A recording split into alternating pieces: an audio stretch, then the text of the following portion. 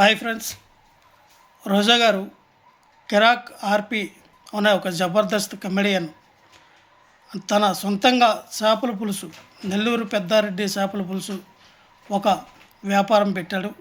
దాన్ని ఇనాగ్రేషన్కి మరి రోజా గారిని పిలిస్తే ఆవిడ చాలా ఒక చిన్న స్థాయి నుంచి ఎదిగిన వ్యక్తిని, ఆ వ్యక్తిని పైకి తీసుకురావడానికి తనంత సహకారంగా మరి రోజా గారు వెళ్ళి ఆ యొక్క చేపల పులుసు ఒక స్టాల్ని ఓపెన్ చేయడం జరిగింది.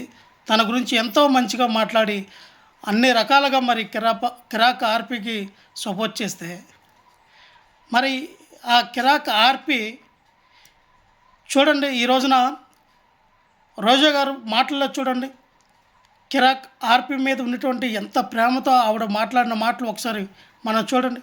మన ఆర్పిని తలుచుకుంటే నెల్లూరు పెద్దారెడ్డి చేపల పులుసు గుర్తొస్తుంది. సో ఈ రోజు తిరుపతిలో ఓపెన్ చేసినట్టుగా ఈ రాష్ట్రంలో ఉన్న ప్రతి జిల్లాలో కూడా వీళ్ళ అవుట్లెట్స్ ఓపెన్ అవ్వాలి, సక్సెస్ఫుల్ గా రన్ అవ్వాలి, వీళ్ళకి గల్లా నిండా డబ్బులు రావాలని మనస్ఫూర్తిగా కోరుకుంటున్నాను. కిరాక్. సో ఆయనలాగే ఆయన చేపల పులుసు కూడా చాలా కిరాక్ గా ఉంటుంది, టేస్టీ.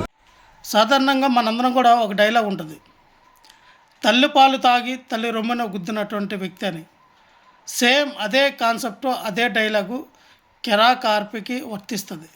ఎందుకంటే నిన్ను అంతలా ప్రోత్సహించి నీ వ్యాపారానికి అంతలాగా సహకారం అందించినటువంటి రోజా గారిని ఎంతలాగా బూతులు తిడుతున్నావు అంటే, నువ్వు అన్నం తింటూ ఉన్నావా, అశుద్ధం తింటూ ఉన్నావా కిరాక్ ఆర్పి?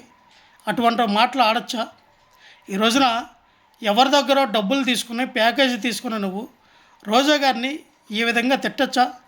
ఇది కరెక్టేనా నీకు?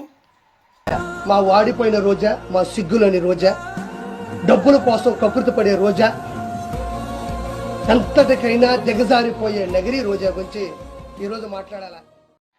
కిరాక్ ఆర్పి ఇటువంటి మాటలు విన్నప్పుడల్లా, చూసినప్పుడల్లా, రోజా గారిని నువ్వు టార్గెట్ చేసి మాట్లాడినప్పుడల్లా ఎవరికి ఎటువంటి సహాయం చేయకూడదని ఈ సమాజంలో నువ్వు ఇస్తున్నటువంటి ఈ యొక్క మెసేజ్ ఏదైతే ఉందో అది ఖచ్చితంగా ఎంతోమంది చిన్న స్థాయి నుంచి ఎదిగే వ్యక్తులకి ఆటంకంగా గుదిబండగా ఉంటుంది.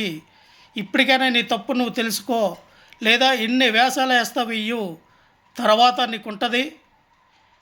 నీకు నరకం ఏంటో అనేది పైకి వెళ్ళవసరంలా, నువ్వు బతుకున్నంత కాలం ఈ భూప్రపంచంలో, ఈ ఆంధ్రప్రదేశ్లో ఆ నరకం ఎలాగుంటుందో నువ్వు చూస్తావు.